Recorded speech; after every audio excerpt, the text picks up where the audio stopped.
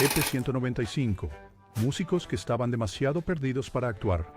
¿Alguna vez has estado en un concierto donde el músico estaba tan fuera de sí que ni siquiera pudo terminar el espectáculo? Desde tropezarse en el escenario hasta arrastrar las palabras de sus letras, algunos músicos han llevado la fiesta demasiado lejos, dejando a los fanáticos decepcionados y el espectáculo en ruinas. En este video estamos contando a 20 músicos que estaban demasiado ebrios para actuar. Número 1. Slash de Guns N' Roses. Imagínate esto. Es 16 de mayo de 1991 y la multitud bulliciosa en el Ritz de la ciudad de Nueva York está llena de emoción. Guns N' Roses, los chicos malos del rock, están a punto de subir al escenario. Las luces se atenúan y Slash sale tambaleándose, su característico sombrero de copa ligeramente torcido y sus rizos salvajes ocultando gran parte de su rostro. Mientras los primeros acordes de Welcome to the Jungle deberían sonar, algo está mal. Los dedos de Slash bailan sobre el diapasón, pero el sonido que sale de su guitarra está en una tonalidad completamente diferente. La multitud intercambia miradas confusas. Pero bueno, es rock and roll, ¿verdad? Pero espera, hay más. Como si tocar su éxito inicial en la tonalidad equivocada no fuera suficiente, Slash decide subir la apuesta. Cuando llega el momento para el icónico intro de Sweet Child of Mine, ya sabes, ese que incluso tu abuela puede tararear, Slash titubea. Las notas salen desordenadas y confusas, nada parecido al nítido y claro riff que todos conocemos y amamos. Es casi impresionante cómo se equivoca de manera tan espectacular. Tienes que reconocerlo, Slash. Incluso cuando está completamente borracho, todavía logra montar un espectáculo. Simplemente no es el espectáculo que nadie esperaba. La mejor parte, mientras nosotros, simples mortales, luchamos por clavar estas canciones en Guitar Hero, sobrios, y en la comodidad de nuestras salas de estar, aquí está Slash, el maestro mismo, estropeándolo en vivo en el escenario. Solo demuestra que incluso los dioses del rock son humanos, y a veces humanos muy borrachos. El último baile de Eddie Van Halen. En 2004, Van Halen, la legendaria banda de rock, estaba de gira de reunión con Sammy Hagar, de nuevo al micrófono. Suena como una receta para el éxito, ¿verdad? Bueno, no del todo. Sammy Hagar, el propio Red Rocker, había reemplazado al extravagante David Lee Roth años atrás. Al principio, los fanáticos estaban divididos, pero Hagar demostró su valía. La banda incluso disfrutó de su periodo más exitoso comercialmente con él. Pero, como dice el refrán, todas las cosas buenas deben llegar a su fin. Después de una pausa de 8 años, Van Halen y Hagar decidieron intentarlo de nuevo. Pero desde el principio, las cosas fueron difíciles. Hagar describió más tarde la gira como algunas de las cosas más miserables, traicioneras y oscuras en las que he estado involucrado en toda mi vida. Imagínate estar en un viaje por carretera con tu ex y toda su familia.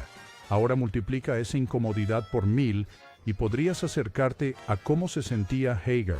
Él y Eddie Van Halen, antes almas gemelas musicales, apenas hablaron durante toda la gira. Pero los verdaderos fuegos artificiales llegaron la última noche. La arena estaba llena esa noche, los fans gritaban por sus héroes, y allí estaba Eddie, tambaleándose por el escenario, claramente más que un poco mareado. Como lo dijo Hagar, fue el peor show que jamás hicimos en nuestras vidas. Eddie tocó tan mal, pero Eddie no se conformó con solo tocar mal. Oh no, tenía que terminar con una explosión, literalmente. En medio de una canción, de repente dejó de tocar. La multitud observó en silencio, atónito, mientras Eddie, con lágrimas corriendo por su rostro, rompía su guitarra en pedazos. Trozos de madera y cuerdas volaron hacia el público como una especie de confeti de rock and roll retorcido. Como si eso no fuera lo suficientemente dramático, Eddie luego gritó, «Ustedes no entienden», a la atónita audiencia antes de salir del escenario pisoteando, hablando de terminar en una nota baja. Hagar afirma que no ha hablado con Eddie ni con su hermano Alex desde esa noche. Algunas reuniones es mejor dejarlas como buenos recuerdos. ¿Te parece? 3. La desventura alemana de Grace Slick. En algún momento de 1978, Jefferson Airplane se transformó en Jefferson Starship y estaban de gira por Europa para promocionar su nuevo álbum, Earth. Suena genial, ¿verdad? Lo era. Hasta que llegaron a Alemania.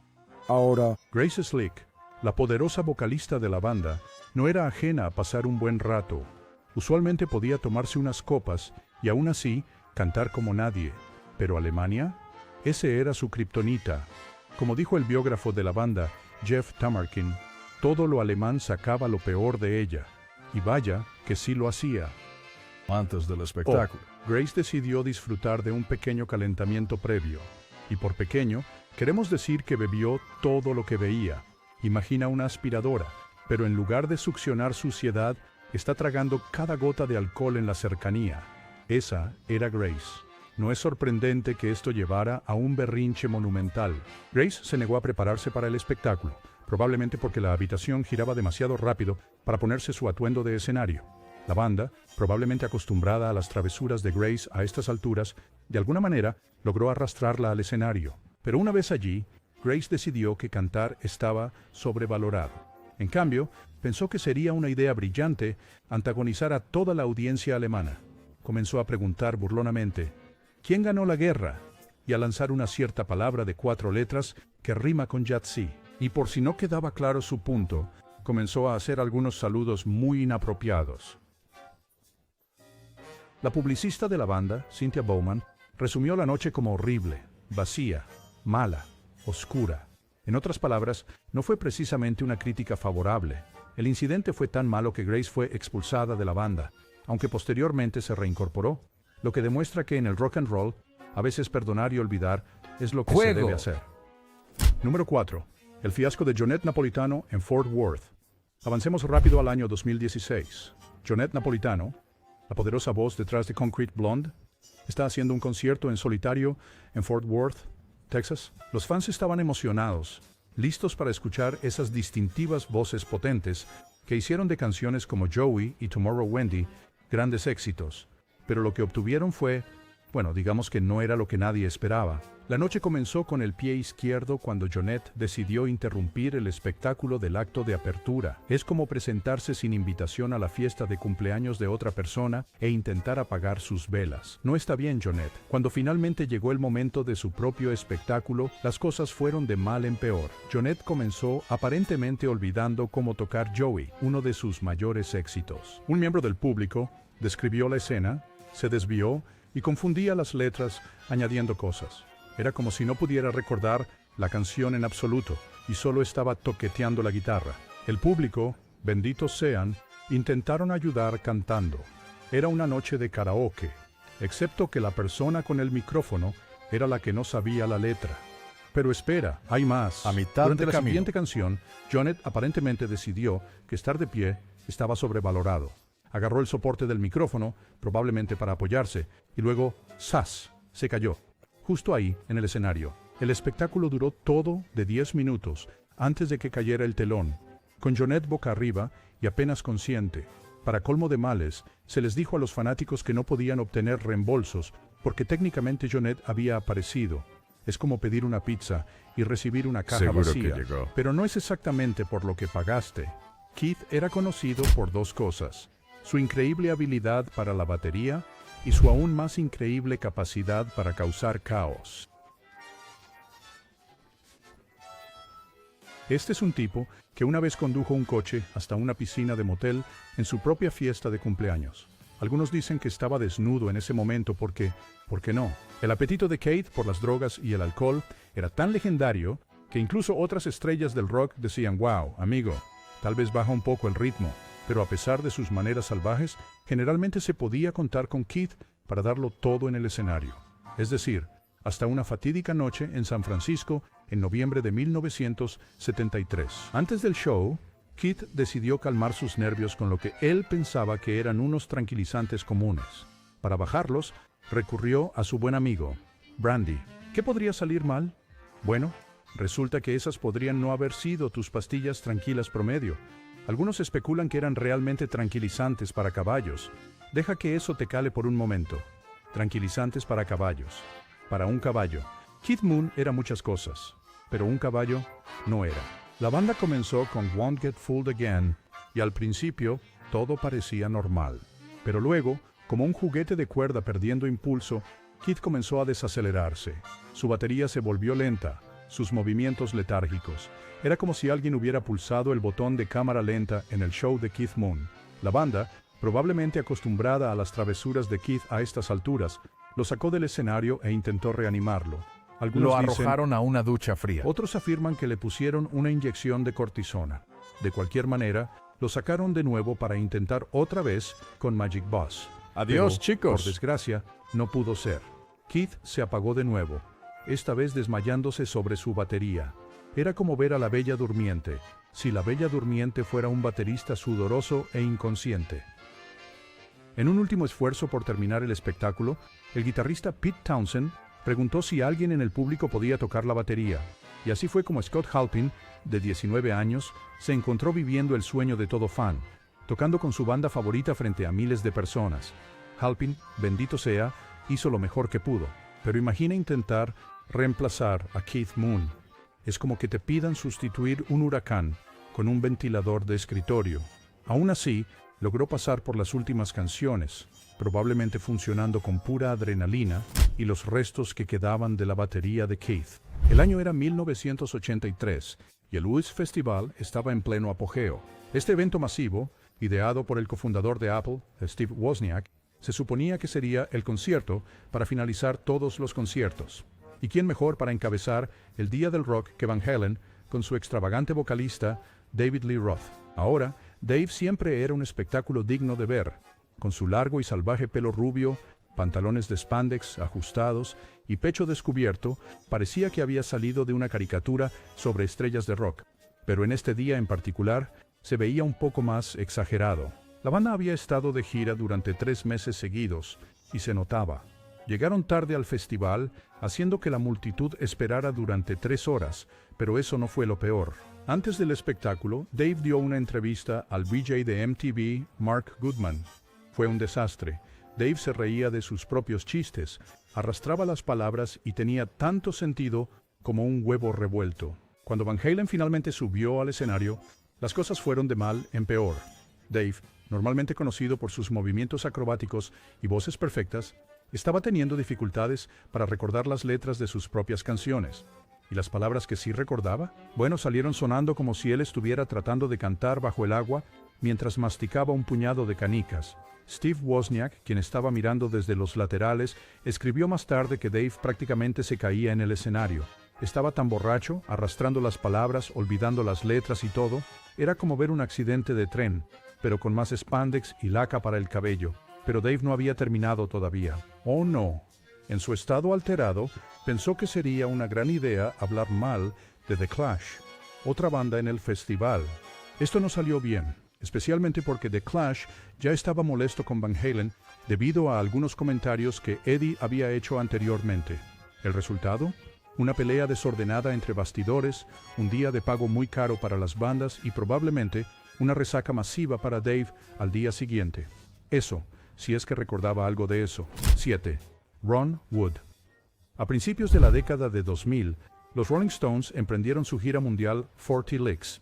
Ahí estaba Ron Wood, el guitarrista de la banda, con su característico pelo puntiagudo que parecía desafiar la gravedad. Su peinado parecía como si hubiera metido el dedo en un enchufe eléctrico. Ahora, los Stones siempre han sido conocidos por su estilo de vida duro. Keith Richards, después de todo, era prácticamente el representante del exceso en el rock and roll. Pero en esta noche en particular, era Ron quien se robaba el espectáculo, y no de una buena manera. La banda empezó a tocar You Cannot Always Get What You Want, un clásico si es que alguna vez hubo uno. Pero algo no estaba bien. Ron se balanceaba en sus pies, y no de la forma fresca y rítmica en que lo hacen usualmente las estrellas de rock. No, esto era más como un árbol en un fuerte viento, amenazando con caerse en cualquier momento. Sus dedos, usualmente tan ágiles en las cuerdas de la guitarra, parecían tener mente propia. Estaban tocando notas, claro, pero no necesariamente las correctas o en el orden correcto. La parte más impresionante, o tal vez preocupante, estaba logrando superar a Keith Richards en el departamento de parece que podría caerse en cualquier momento. Cuando puedes hacer que Keith Richards parezca la imagen de la sobriedad, sabes que has tenido una gran noche. A medida que la canción continuaba, la actuación de Ron se convirtió en un espectáculo por sí sola. ¿Iba a llegar al final de la canción? ¿Recordará cómo tocar su guitarra? ¿Permanecerá erguido? El público observaba con una mezcla de preocupación y fascinación. De alguna manera, Ron logró terminar la canción, desafiando las leyes de la gravedad y el arte musical.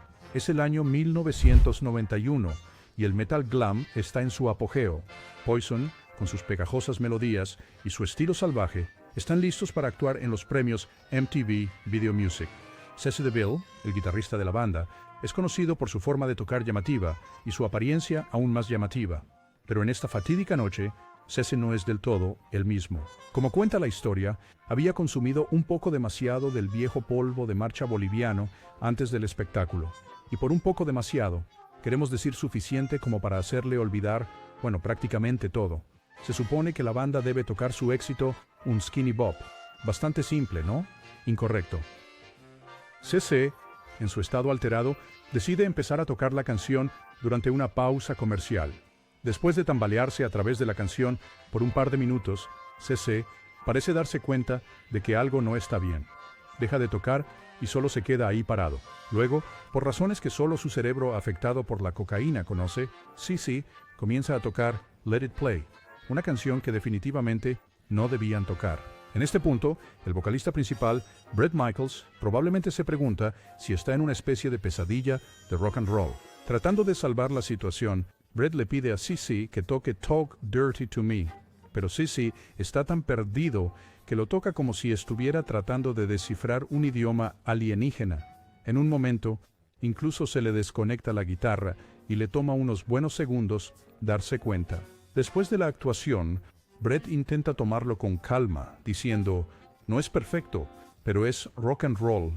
Pero detrás del escenario no es tan comprensivo. CeCe se encuentra despedido más rápido de lo que puedes decir, cada rosa tiene su espina. La número 9, Liam Gallagher. Número 10, Jim Morrison. El ícono del exceso del rock and roll, Jim Morrison, encarnó el espíritu salvaje e indomable del rock de los años 60. Con sus rizos salvajes, pantalones de cuero y una apariencia seductora, parecía la imagen misma de un dios del rock. Sin embargo, incluso los dioses tienen sus caídas, y en el caso de Morrison, esas caídas eran a menudo bastante literales. En 1968, durante una gira europea, los Doors iban a actuar en Ámsterdam junto a Jefferson Airplane. Combinar estas dos bandas era, previsiblemente, una receta para el caos. A medida que la noche avanzaba, Morrison se entregó a todos los vicios a su disposición. Para cuando los Doors estaban programados para actuar, ya se encontraba sumido en una neblina de embriaguez. Lo que sucedió a continuación fue el típico Morrison. Ni siquiera esperó el turno de su propia banda. En cambio, se tambaleó hacia el escenario durante la actuación de Jefferson Airplane. Por unos breves momentos, la multitud presenció al ícono del rock balanceándose y bailando con su característico estilo errático. Sin embargo, esta breve muestra de energía se desvaneció rápidamente. Con la gracia de una estatua colapsando, Morrison se desplomó en el escenario y se desmayó de inmediato, a mitad de la actuación, durante el espectáculo de otra banda. El espectáculo de los Doors, por supuesto, tuvo que continuar sin él. Llevaron a Morrison de inmediato a un hospital para que durmiera la borrachera, dejando al resto de la banda en una posición precaria. El tecladista Ray Manzarek se vio obligado a tomar las riendas, acercándose al micrófono en un papel no planeado como cantante principal. Fue un momento de improvisación y resiliencia mientras The Doors seguían adelante, manteniendo el concierto a pesar de la ausencia de su líder. Avancemos hasta 1970 en Nueva Orleans, donde se desarrolló otro incidente infame. Morrison, ahora más arraigado en su caótico estilo de vida, subió al escenario una vez más con los Doors. Sin embargo, se hizo evidente de inmediato que algo estaba mal. Comenzó a mezclar las letras, olvidar los versos y apoyarse en el soporte del micrófono, como un hombre que lucha por mantener el equilibrio en una superficie resbaladiza. A medida que la actuación se desmoronaba, Morrison finalmente renunció por completo a mantenerse de pie. Se sentó en el elevador de batería, aparentemente resignado a su incapacidad para continuar. El baterista John Densmore, probablemente frustrado pero muy familiarizado con la imprevisibilidad de Morrison, le dio un leve empujón con el pie para intentar despertarlo. Esto, sin embargo, resultó ser un error. Despertando de su estupor, Morrison agarró el soporte del micrófono, no para cantar, sino para desahogar su frustración.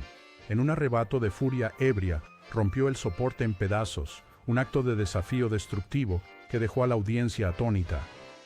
Después de este último estallido, Morrison se marchó enfurecido, terminando el espectáculo en un caos borroso. Este concierto sería recordado más tarde como la última actuación en vivo de The Doors con Jim Morrison. La banda, exhausta por años de comportamiento impredecible y actitudes destructivas, decidió que quizás tocar en vivo con Morrison se había convertido en una responsabilidad demasiado grande. La caótica era de las presentaciones en vivo de Jim Morrison había llegado, por fin, a su fin. Era septiembre de 2012 y el festival iHeartRadio en Las Vegas estaba en pleno apogeo. Green Day, la sensación del punk rock convertido en pop punk, estaba listo para actuar. Billie Joe Armstrong, con su característico delineador negro y cabello puntiagudo, subió al escenario con sus compañeros de banda. La multitud estaba emocionada, cantando junto al éxito de 1994, Basket Case. Todo parecía normal hasta que un mensaje apareció en el monitor. 1 minuto restante. Solo 1 minuto, para una banda que había estado rockeando desde 1988. Algo se rompió en Billie Joe.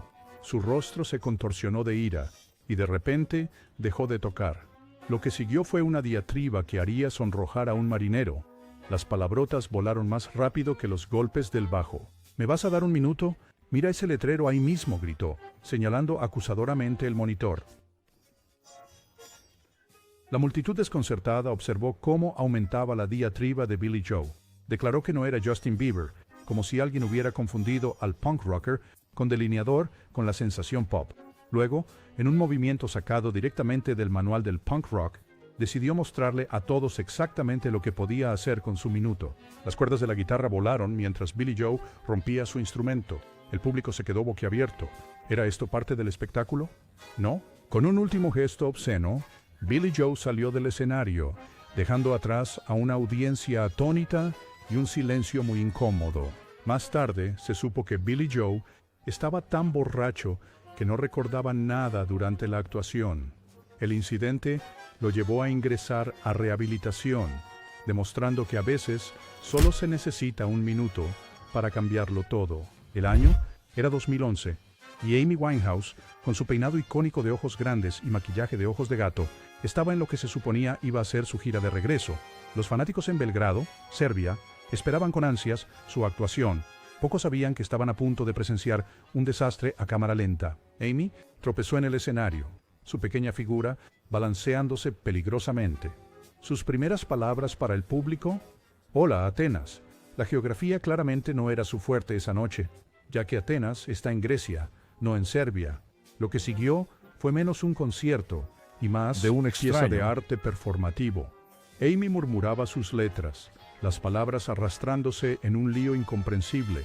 Alternaba entre caerse, sentarse y salir del escenario, como si estuviera jugando un juego de sillas musicales borrachas consigo misma. Los 20,000 fans que habían pagado por boletos caros no estaban divertidos. El alcohol resonaba por el lugar, ahogando la música. El cocabeza de Cartel Moby, al llegar al lugar, describió la escena. Podía escuchar a la audiencia abucheando más fuerte que la música. Encontró lo que quedaba del público mirando con incredulidad. Mientras tanto, la banda de Amy continuaba, tratando de mantener alguna semblanza de actuación. Era como ver a un grupo de músicos hábiles intentando tocar junto a una máquina de karaoke defectuosa. Trágicamente, esta sería la última actuación de Amy. La mujer que una vez había cantado Rehab, con energía desafiante, había sucumbido a los mismos demonios de los que cantaba. Número 13. Carl Wilson. Ahora imaginen este escenario en sus mentes. Es 19 de marzo de 1978 y los Beach Boys están en Sydney, Australia. La banda, conocida por su sonido y armonías soleadas de California, está a punto de subir al escenario. Pero esta noche, algo está mal con Carl Wilson, el más joven de los hermanos Wilson. Carl, usual y el estable en una banda con su buena dosis de drama, se tropieza al entrar al escenario. Tiene la mirada vidriosa y se balancea como un árbol de palma en una fuerte brisa. La multitud murmura con confusión. ¿Es este el mismo Carl Wilson conocido por su voz angelical y habilidades con la guitarra? Cuando la banda comienza su actuación, se hace evidente que Carl no está del todo presente. Su forma de tocar la guitarra, que suele ser precisa, es más como un niño pequeño, rasgando cuerdas al azar. Sus voces, normalmente dulces y claras, salen como un desorden balbuceante. Es como si intentara cantar bajo el agua, mientras hace gárgaras con canicas. El resto de la banda intercambia miradas preocupadas. Han visto su cuota de locuras. Después de todo, este es el grupo que una vez tuvo conexiones con Charles Manson. Pero la actuación de Carl esta noche es algo completamente diferente. La audiencia observa con una mezcla de fascinación y vergüenza ajena. Es como ver un choque de autos a cámara lenta, pero con más canciones con temática de playa. Carl tambalea a través del set, ocasionalmente murmurando incoherencias entre canciones. En un momento, intenta presentar Good Vibrations, pero suena más como Goo Vibrations. Al final de la noche, las buenas vibraciones en el lugar definitivamente se han vuelto malas. 14. Los Replacements 18 de enero de 1986. Saturday Night Live. Los Replacements, los favoritos de la escena del rock universitario, están a punto de hacer su debut en la televisión nacional. ¿Qué podría salir mal? Como resultó, todo. La banda, conocida por su ritual previo al espectáculo de emborracharse completamente, se encontró en un aprieto. El set de SNL estaba seco como un hueso, sin rastro de alcohol. Pero no teman, su ingenioso técnico de sonido vino al rescate, contrabandeando suficiente alcohol para hundir un barco. Para cuando subieron al escenario justo después de la medianoche, los Replacements estaban más borrachos que un frasco de pepinillos. Cuando empezaron con Bastards of Young, quedó claro que iba a ser una actuación para recordar, pero no de la manera que esperaban. El cantante principal, Paul Westerberg, generalmente un líder carismático, parecía olvidar el concepto de un micrófono. Se alejaba a mitad de verso, su voz desvaneciéndose como una señal de radio mala. Mientras tanto, el bajista Tommy Stinson jugaba a ver hasta dónde podía tambalearse antes de caerse del escenario, raramente apareciendo en el encuadre de la cámara. Pero la verdadera estrella de este caótico espectáculo fue el guitarrista Bob Stinson. Westerberg, preocupado de que Bob pudiera perder su entrada para un solo, gritó: «¡Vamos, cabrón!». Los censores, quizás tan borrachos como la banda, lo pasaron por alto por completo. No contento solo con el caos musical, Bob decidió terminar la canción con una voltereta. Desafortunadamente, su atuendo tenía otras ideas, rompiéndose a medio giro y dando a la nación un breve vistazo de su trasero. Fue una luna llena el sábado por la noche. De hecho, la guinda de este domingo de borrachera, una destrucción del cuarto de hotel, después del espectáculo que enorgullecería a Keith Moon. La factura fue enviada directamente al creador de SNL, Lorne Michaels. No hace falta decir que los sustitutos no fueron invitados nuevamente. En Vancouver, 2011, 3,000 fans pagaron $50 cada uno para ver a Ween, la banda de alt rock deliciosamente extraña. Pocos sabían que estaban a punto de presenciar a Gene Ween dar una clase magistral sobre cómo no actuar. El show comenzó con un número instrumental. Mientras el resto de la banda estaba ajustado como un tambor, Gene estaba teniendo una crisis existencial con una pandereta. La miraba como si fuera una ecuación matemática compleja, aparentemente olvidando cómo funciona el simple instrumento. Cuando llegó el momento de que Gene cantara, las cosas pasaron de mal a peor y luego a francamente surrealista. Durante las primeras canciones, adoptó una extraña voz desentonada que parecía más una posible posesión extraterrestre que una elección artística. Después de unos cuantos números, el guitarrista Dean Wine se hizo cargo de las voces, probablemente con la esperanza de que Gene se calmara un poco. No tuvo suerte. Cuando Gene regresó al micrófono, destrozó la letra tan mal que era como si estuviera cantando en un idioma que solo él entendía. Pero espera, hay más. Gene entonces decidió que el suelo del escenario se veía cómodo. Se sentó a mitad de la canción porque, ¿por qué no? Para la siguiente pieza, había mejorado a estar completamente acostado. Rock and roll, bebé. De repente, Gene saltó como un resorte. ¿Estaba de vuelta en el juego? No. Se disculpó, no por su comportamiento, sino porque sus compañeros de banda estaban con los nervios de punta. Luego, procedió a masacrar el espíritu de 76 pulgadas de la alarma con una actuación vocal que generosamente podría describirse como desafinada. El acto final de esta tragicomedia, Gene decidió que era hora de afinar la guitarra, en medio del espectáculo, mientras claramente no podía distinguir entre notas. En este punto, sus compañeros de banda decidieron que ya había sido suficiente y simplemente se fueron. A Gene le llevó un tiempo darse cuenta de que estaba solo en el escenario. Después de tambalearse con una canción más, finalmente miró alrededor y preguntó: «Oye, ¿dónde está la banda?». Con eso, se retiró del escenario, dejando atrás a una multitud que acaba de presenciar uno de los colapsos más espectaculares en la historia del rock. Número 16. Wes Scantlin. Era solo otra noche en Headliners, un club en Toledo, Ohio. La multitud estaba emocionada, lista para que Puddle of Mudd subiera al escenario. Pocos sabían ellos que estaban a punto de presenciar un espectáculo que pasaría a la infamia del rock and roll. Scantlin, el líder con su distintivo cabello rubio de colorado y perilla, tropezó en el escenario. La banda logró tocar 4 canciones antes de que los otros miembros decidieran que habían tenido suficiente. En un movimiento sin precedentes, simplemente se fueron dejando a Wes solo en el centro de atención. Pero Wes, en su estado alterado, no parecía darse cuenta o importarle. Admitió al público que estaba demasiado mal para actuar. Sin embargo, en lugar de seguir el ejemplo de sus compañeros de banda y dar por terminada la noche, Wes decidió que el espectáculo debía continuar, incluso si era un espectáculo que nadie quería ver. Por una insoportable media hora, la audiencia fue sometida a un extraño espectáculo de un solo hombre. Wes tambaleaba por el escenario como una jirafa recién nacida, tratando de encontrar sus patas. Su lenguaje habría hecho sonrojar a un marinero mientras lanzaba blasfemias e insultos a la multitud cada vez más hostil. El público no estaba divertido con este inesperado acto en solitario y comenzó a lanzar objetos a Wes. Él los esquivó con toda la gracia de un torero borracho, de alguna manera logrando mantenerse de pie a pesar de su evidente deterioro, mientras intentaba entretener a la multitud con lo que podría llamarse vagamente. Dejó caer su guitarra más veces de las que la tocó, y cuando lograba mantenerla, parecía estar inventando canciones en el momento. Fue menos un concierto, y más una surrealista sesión de improvisación impulsada por el alcohol. Finalmente, después de lo que debió haber parecido una eternidad para la audiencia, Wes tiró la toalla. Se retiró a su camerino, dejando atrás un rastro de dignidad rota y fanáticos enojados. Pero la noche no había terminado para Wes. Su actuación fue tan desordenada que llamó la atención de la policía de Toledo. Lo arrestaron por un delito menor de alteración del orden público. Wes pasó la noche en un lugar donde probablemente sus travesuras fueron más apreciadas, una celda de cárcel. Unos días después, cuando la niebla se despejó, Wes intentó explicarse.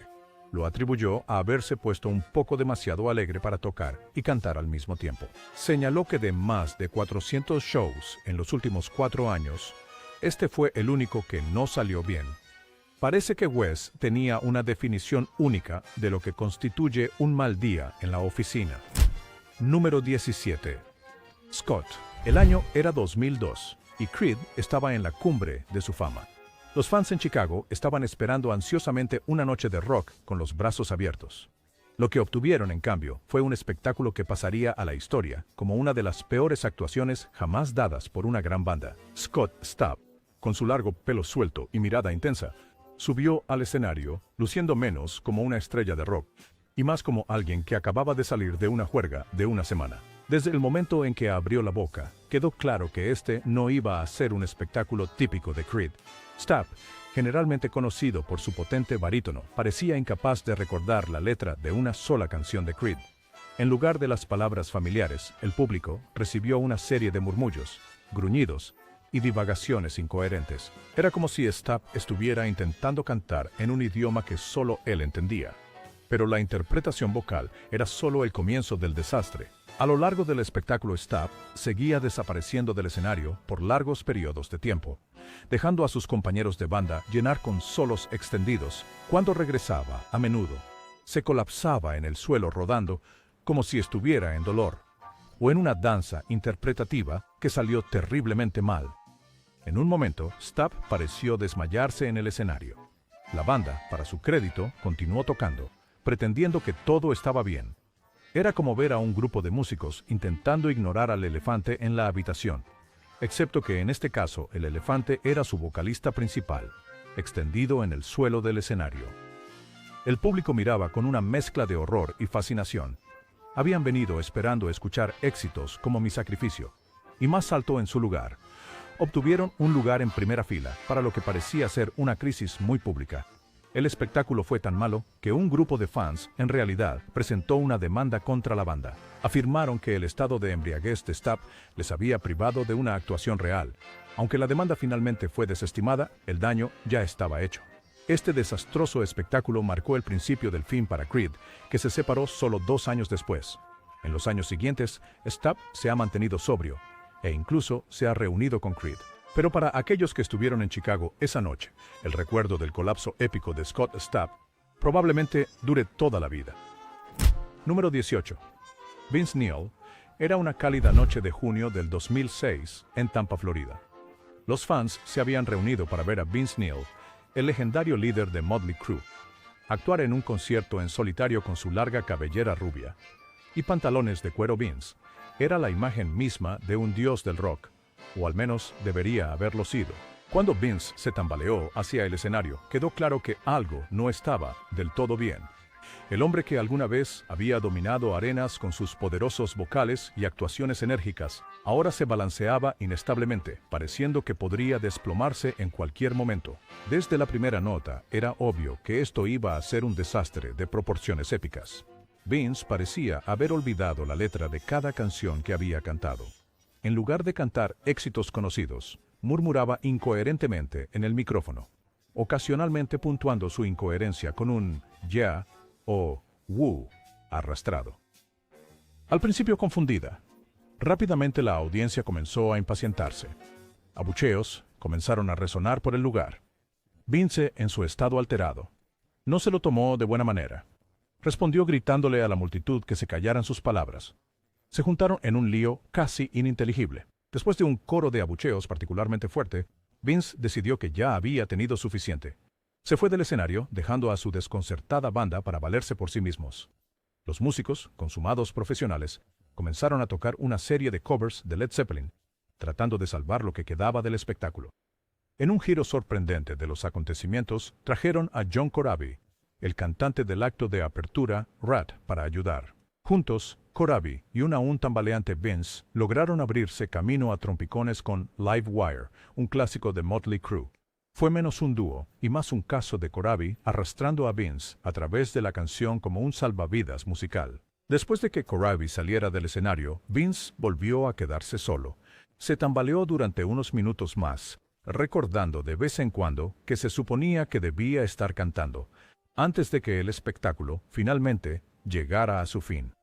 Unos días después, cuando le preguntaron sobre la desastrosa actuación, la explicación de Vince fue bellamente sucinta. Estaba bastante animado. Tropecé. Caí del escenario. A veces pasa.